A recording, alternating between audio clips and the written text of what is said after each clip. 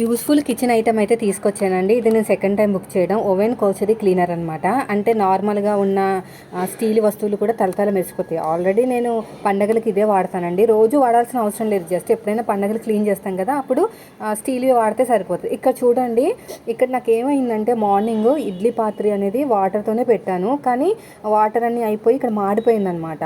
లోపల వాటర్ అయిపోయేసరికి పైనంతా మాడిపోయింది. ఇప్పుడు నేను ఎలా క్లీన్ చేస్తున్నాను చూడండి. కొంచెం మనకి ఆ పౌడర్ వేసేసి క్లీన్ చేసుకోవాలి. చాలా బాగా క్లీన్ అవుతుంది. ఇది కొంచెం ఎక్కువ మాడిపోయింది కాబట్టి నేను ఇంకొకసారి క్లీన్ చేయాల్సి వస్తుంది. ఇది ఫస్ట్ టైం క్లీన్ చేయడం. ఇంకోసారి క్లీన్ చేస్తే మాత్రం కొత్త దానిలో మెరిసిపోతుందండి. బాగుంది, చాలా బాగుంది. నేను ఆల్రెడీ యూజ్ చేశాను.